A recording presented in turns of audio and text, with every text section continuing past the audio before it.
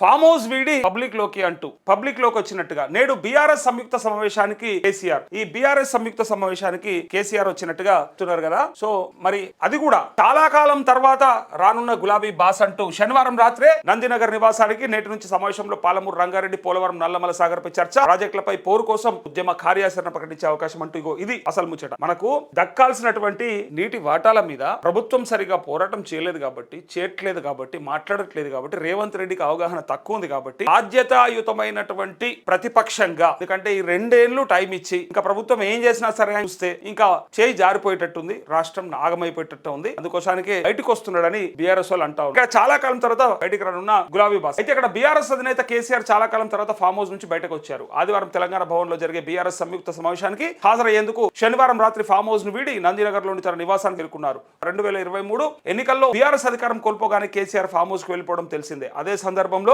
కాలు జారిపడి ప్రమాదం జరగడంతో చికిత్స అనంతరం కొన్ని నెలల పాటు విశ్రాంతి తీసుకున్నారు. ఆ తర్వాత పార్టీ నేతలు అడపాదడప ఆయనను ఫామ్ హౌస్ లోనే కలిసేవారు. వారిని ఉద్దేశించి కేసీఆర్ పొడిపొడిగానే మాట్లాడేవారు. అలా వార్తల్లో కనిపించిన వ్యక్తిగా మారిపోయారు. తిరిగి ఈ ఏడాది జూలైలో అనారోగ్యం పాల్గొనడంతో పూర్తిగా ఫామ్ హౌస్ కే పరిమితం అయ్యారు. తనను కలిసే నేతలతో మాట్లాడమే తప్ప పబ్లిక్ మీటింగ్లకు పార్టీ నేతల కార్యకర్తలకంటూ ఇక్కడ అసలు ఎందుకు రాలేదు? ఎన్నికలు వస్తే వచ్చాడు, ఎందుకు రాలేడు? ఎంపీ ఎలక్షన్స్ కోసం బస్సు యాత్ర చేసిండు, అదంతా కూడా మనం చూసినాం. అయితే ఇక్కడ ముచ్చటైందంటే ఇప్పుడు తెలంగాణ కోసం కొట్లాడి మాట్లాడి పార్టీ పెట్టి ఉద్యమం చేసి ఇన్ని రకాలైనటువంటి ప్రయత్నాలు చేసి సరే 10 ఏళ్ల పరిపాలనలో తప్పిదాలలో కూడా ఉంటాయి కదా, కొన్ని ఎంతో కొంత జరుగుతుంది కదా. సో అది బయటకు వచ్చిన మాట్లాడిన ప్రతిసారి ఎవరన్నా అదే తీస్తారు. నువ్వు చేసినప్పుడు నువ్వు ఎంత చేసినావు, ఎంత పొడుగు చేసినావు, ఎంత అడ్డం చేసినావు, ఇదేనా నువ్వు చేసింది, ఏమి ఇచ్చినావు రైతులకు, ఏం చేసినావు నిరుద్యోగులకు అని ఇట్లా అడిగే అవకాశం ఉంటది. కాబట్టి ఆ మాటలన్నీ వడుడెందుకు? అసలు తెలంగాణ కోసం మాట్లాడనోళ్ళు, తెలంగాణ కోసం కొట్లాడినోళ్ళు, తెలంగాణ కోసం ఆలోచించనోళ్ళు మంత్రులు ముఖ్యమంత్రులు అయి కూర్చున్నాక ఇంకా వాళ్ళతోని మాటలు పడే కంటే సపడే కూర్చున్నది అలా ప్రతిపక్ష హోదా అంటే అది కూడా ఇచ్చిర్రు, ప్రజలే ఇచ్చిర్రు ప్రతిపక్ష హోదా. ఎట్లా ఇచ్చిర్రు? 9 సీట్లు ఇచ్చి కానీ అలాగే 10 మంది వాళ్ళు ఎత్తుకపోయారు మరి, గద్ద దనకపోయారు కదా. ఏం చేస్తాడు మరి?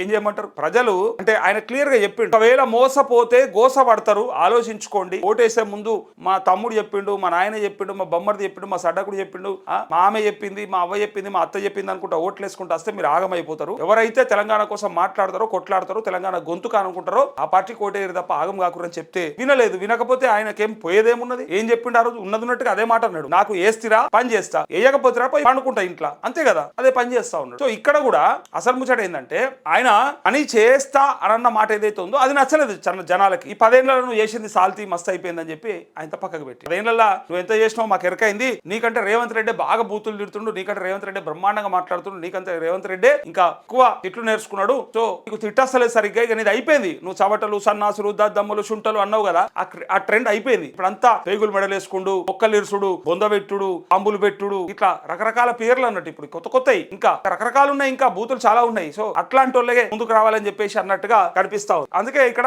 ఇప్పుడు కేసీఆర్ బయటకు వచ్చిన దాన్ని వీళ్ళు మాట్లాడుతూ ఉన్నారు. ఇక ఏమంటున్నారు చూడండి, ఇంకా సమావేశాలకు హాజరు కావడం లేదు. అయితే ఇన్నాళ్ళ తర్వాత మళ్ళీ బయటకు వచ్చారు. అయితే ఆదివారం బీఆర్ఎస్ ఎంపీలు, ఎమ్మెల్యేలు, ఎమ్మెల్సీలు, పార్టీ కార్యకర్తల సంయుక్త సమావేశంలో ఆయన పాల్గొనున్నారు. మధ్యాహ్నం 2 గంటలకు కేసీఆర్ అధ్యక్షతన ఈ సమావేశం ప్రారంభమవుతుంది. ఇగో కేసీఆర్ మీద గంత కోపం ఉండగా ఒక పక్క ఎమ్మెల్యే ఎన్నికలలో గతం పడుతుంది, 2వ స్థానానికి పరిమితం చేస్తుంది. అయినా అది 2% ఓటు డిఫరెన్స్ అంతే కూడా. అది ఎవరన్నా చూస్తే చెక్ చేసుకోండి. ఒకవేళ 1.8 2% ఉంది అంతే, అంతకంటే పెద్ద గొప్ప పర్సెంటేజ్ ఏం కాదు. సరే ప్రజాస్వామ్యంలో ఒక్క ఓటుతో గెలిచినట్టే అని పర్సెంటేజ్ చెప్తున్నారు. అంటే ప్రజలు ఎంత వ్యతిరేకంగా ఉన్నారు, ఎంత సంతృప్తిగా ఉన్నారు. ఇంకొక మాట ఏంటంటే ఎంపీ ఎలక్షన్లలో కూడా గుండు సున్నా పెడతారు కేసీఆర్ నెత్తి మీద. కేసీఆర్ కు గుండు సున్నా ఇచ్చిర్రా, ఇంకా అంతకంటే ఇంకేముంటది మరి? అలగకపోతే ఏం చేస్తారు ఇంకా తెలంగాణ ప్రజల మీద? ఇప్పుడు ఎమ్మెల్యే ఎలక్షన్ లో మరి 2 సార్లు ముఖ్యమంత్రి చేసినాం కదా అన్న, 2 సార్లు మరి ఆడ కూర్చున్నాడు కదా గద్దె మీద మేము అన్నమా అంటే ఇచ్చిండ్రు 2 సార్లు. కానీ మొన్న మరీ గట్లిస్తారా? అది నేను కూడా గట్టిగా ఛాలెంజ్ చేసిన. వేరే ఛానల్ ఉన్నప్పుడు నేను కూడా ఒక మాట గట్టిగా అన్నా. ఏమన్నా అంటే నాకు కేటీఆర్ నోటీసులు పంపిండు అప్పట్లో అలా లీగల్ టీం పంపింది. కేటీఆర్ దమ్ముంటే ఎంపీ సీట్లలో ఒక్క సీట్ అన్న గెలుచు పెట్టు,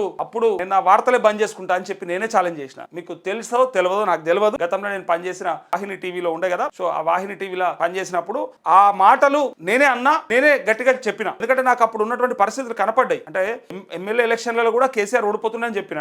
ఆ తర్వాత అది క్యూన్యూస్ లో తీన్మార్ మల్లన్న లైవ్ షోకి పిలిచిండు నన్ను. ఎందుకంటే పబ్లిక్ టాక్స్ చేస్తున్నాం అన్న, ఒకసారి లైవ్ కంటే ఆ లైవ్ లో పోయి నిలబడితే అడిగిండు, అవు కేసీఆర్ సాలంటూరు 10 ఏళ్ళు చాలంటూరు, ఇంతకంటే ఎక్కువ వద్దంటారు, ఇంక ఈసారి అర్థం అంటారు అని చెప్పే విషయం ఆ రోజు ఎట్లా చెప్పినో ఎంపీ ఎలక్షన్లలో నేనే గుర్తుపట్టి ఎట్టి పరిస్థితులలో ఒక్క సీట్ అంటే ఒక్క సీటు గెలవరు మీరు. ఎందుకంటే అప్పుడు బీజేపీ చాలా స్ట్రాంగ్ గా కనిపించింది, అట్లే కాంగ్రెస్ కూడా అప్పుడే కొత్తగా అధికారంలోకి వచ్చింది కదా, రైతు బంధు వేసిరు, పాత పైసలైనా వేసిరు, కాబట్టి కొంత అప్పుడు చేస్తారేమో, ఫ్రీ బస్ ఇచ్చిర్రు, అప్పుడప్పుడు అన్ని చాలైనాయి కదా, ప్రజాపాలన దరఖాస్తులు పెడుతుర్రు. అయితే ఆ టైంలో నాకు కేటీఆర్ నోటీసులు పంపిస్తే నేనే మాట్లాడు. కేటీఆర్ దమ్ముంటే ఒక్క సీట్ అన్న గెలిచి చూపెట్టు ఎంపీ ఎలక్షన్లలో అని చెప్పిన. గుండు సున్నా ఇచ్చిర్రు. ఆ గుండు సున్నా ఇచ్చినాక ఇంకా ఏం చేయమంటారు ఆయన? తర్వాత మళ్ళా ఈ కంటోన్మెంట్ అన్న గెలిపించిర్రా, అది కథం పడుతుంది. జూబ్లీల్స్ అన్ని ఇచ్చిర్రా, అది సున్నా చేస్తుంది. ఏమి ఇచ్చిర్రా నీకు? ఇప్పుడు గ్రామ పంచాయతీలో ఒక 4,000 ఏమో వచ్చినట్టున్నాయి. ఇప్పుడు ఊర్లలో మొత్తం వ్యతిరేకత ఉందన్నారు. ఊర్లలో మొత్తం ఇక కేసీఆర్ కావాలంటారు అన్నారు. మరి ఏమై మరి మళ్ళీ 4,000 వచ్చినాయి. మరి మిగతా రాకపోయా అంటే సరే వాళ్ళ అధికార బలమో లేకపోతే డబ్బులో లేకపోతే ఇంకా రకరకాల ఏవేవో ప్రయోగం చేసి ఉండొచ్చు. అయినప్పటికీ కూడా మొత్తం వ్యతిరేకం ఉండే కదా, రైతులంతా వ్యతిరేకం అన్నారు కదా. ఏమైంది మరి అంటే ఖచ్చితంగా అన్ని పార్టీలకి ఎంతో కొంత అవకాశం ఉంటది. ఏ పార్టీకి ఉండేది ఆ పార్టీకి ఉంటది. ఇలా వాళ్ళ అధికారం ఉన్నది కాబట్టి వాళ్ళకు ఉండే ప్లస్ వాళ్ళకు ఉన్నది. సో అయితే ఇక్కడ ఏమంటారు అంటే ఇగో మధ్యాహ్నం 2 గంటలకు కేసీఆర్ అధ్యక్షతన ఈ సమావేశం ప్రారంభం, సాయంత్రం 5 గంటల వరకు కొనసాగే అవకాశం ఉంది. వాస్తవానికి సమావేశాన్ని ఈ నెల 19న నిర్వహించాలని నిర్ణయించారు. కానీ పార్లమెంట్ సమావేశాలు 19 వరకు కొనసాగడంతో పార్టీ ఎంపీలు రాలేకపోతారన్న ఉద్దేశంతో 21వ తేదీకి వాయిదా వేశారు. చాలా కాలం తర్వాత పార్టీ విస్తృత సమావేశాన్ని నిర్వహిస్తుండడం, పైగా కేసీఆర్ పాల్గొనడంతో దీనికి ప్రాధాన్యం ఏర్పడింది. పలు కీలక అంశాలపై చర్చ. తను ఏం అంశాలు చేస్తాడు, ఏం చర్చ ఉందో ఒకసారి. బీఆర్ఎస్ సమావేశంలో పలు కీలక అంశాలపై చర్చించనున్నారు. ముఖ్యంగా రాష్ట్ర సాగునీటి ప్రాజెక్టులపై చర్చ జరిగే అవకాశం ఉంది. ఆంధ్రప్రదేశ్ ప్రభుత్వం మధ్య ప్రతిపాదించిన పోలవరం, నల్లమల, సాగర్ తో పాటు ఇగో బీఆర్ఎస్ ప్రభుత్వ హయాంలో ప్రతిపాదించిన ఈ పేరు మార్చిరు, బనకచర్ల అని ఉంటుండే కదా, పోలవరం, నల్లమల, సాగర్ అయింది ఇప్పుడు. అయితే ప్రభుత్వ హయాంలో ప్రతిపాదించిన పాలమూరు రంగారెడ్డి ప్రాజెక్టు పైన చర్చించనున్నారు. పాలమూరు రంగారెడ్డి ప్రాజెక్టుకు 45 టీఎంసీల కృష్ణా జలాలతో సర్దుకుపోవాలనుకుంటున్న కాంగ్రెస్ ప్రభుత్వ నిర్ణయాన్ని బీఆర్ఎస్ తప్పుపడుతుంది. తాము 90 టీఎంసీల కోసం పోరాడమని ఇప్పుడు 45 టీఎంసీలతోనే ఎలా సర్దుకుంటారని ప్రశ్నిస్తోంది. ఈ ప్రాజెక్టుల వ్యవహారంపై ఉద్యమ కార్యాచరణ రూపొందించాలని పార్టీ నిర్ణయించింది. ఈ సమావేశంలోనే దీనిపై లోతుగా చర్చించి కార్యాచరణ ప్రకటించే అవకాశం ఉంది. అయితే ఉద్యమ కార్యాచరణ తేదీలను మాత్రం ప్రకటించకపోవచ్చని తెలుస్తోంది.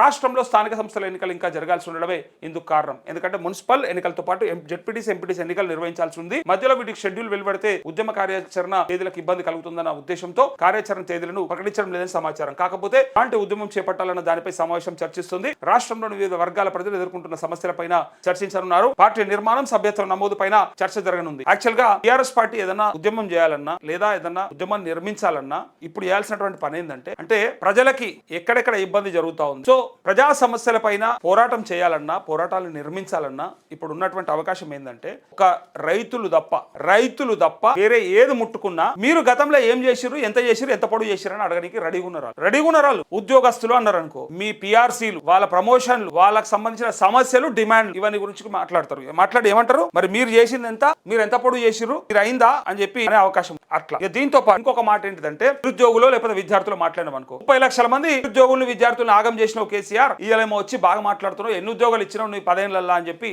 ఇంటికి ఒక ఉద్యోగం అన్నావు కదా ఏమా అని చెప్పి అడిగే అవకాశం ఉంది. సో నిరుద్యోగులది, ఉద్యోగస్తులది వాళ్ళది మాట్లాడలేదు. ఇక మహిళలకు సరే మేము కేసీఆర్ కిట్ ఇచ్చినాము, లేకపోతే ఇంకా రకరకాల పథకాలు పెట్టినాము, మీరు అంగన్వాడీలలో ఇచ్చినటువంటి పౌష్టికాహారం కావచ్చు, ఇంకా చాలా ఉన్నాయి మహిళలకు ఇచ్చినాయి. అప్పుడు బతుకమ్మ చీరల నుంచి మొదలు పెడితే రకరకాలు ఉన్నాయి. అయినప్పటికీ మేము 2500 ఇస్తాం అనుకుంటున్నాం, మేము ఇస్తాం కూడా చాలు చేస్తాము, నువ్వు అసలు మహిళలకు ఏం చేసినావు, అవి ఇస్తే సరిపోయిందా, ఇక మేము ఇప్పుడు ఇస్తున్నాం చూడు, మహిళలను కోటీశ్వర్లను చేస్తామని కోటీశ్వర్లను చేస్తున్నాం, ఇక గ్యాస్ బండ కూడా 500 రూపాయలకే ఇస్తున్నామని చెప్పే అవకాశం అనేది ప్రతి మాటకి, ప్రతి చేష్టకి ఖచ్చితంగా వాళ్ళ దగ్గర ఏదో ఒక సమాధానం ఉంటుంది మీరు చేస్తున్న దానికి. ప్రతిపక్షాలు ఇక దాన్ని వదిలేసి ఇంకా ఎవరన్నా ఇంకా వేరే రకమైనటువంటి అంటే వేరే వర్గాల గురించి, విద్యార్థుల గురించి మాట్లాడి మరి మేము ఇన్ని గురుకులాలు తెరిచి, మరి మేము ఇంతగానం చేసినాం, మేము అప్పుడు విద్యకి ప్రాధాన్యత ఇచ్చినామంటే ప్రాధాన్యత ఇస్తే మరి ఇంకా ప్రభుత్వ బడులు అట్లెందుకు పడున్నాయని చెప్పి అడుగుతారు. మీరు ఎన్ని చెప్పినా ఏదో ఒక రకమైనటువంటి విమర్శ చేస్తారు. కానీ ఒకే ఒక్కటి విమర్శలు చేయలేనటువంటి ఒకే ఒక్క అంశం, ఒకే ఒక్క వర్గం, రైతాంగం, రైతులు. వ్యవసాయం గురించి మీరు మాట్లాడితే బ్రహ్మాండంగా ఆదరిస్తారు రైతులు, ప్రజలు ఆదరిస్తారు. పైగా ప్రభుత్వం కూడా ఏం అనలేకపోతుంది, ఎందుకంటే వాళ్ళు కూడా తప్పిదాలు చేశారు, దొంగలు వాళ్ళు కూడా చేశారు కాబట్టి వాళ్ళు కూడా మస్తు మాటలు చెప్పి ఏం చేయలేకుండా పోయారు. ఒక్క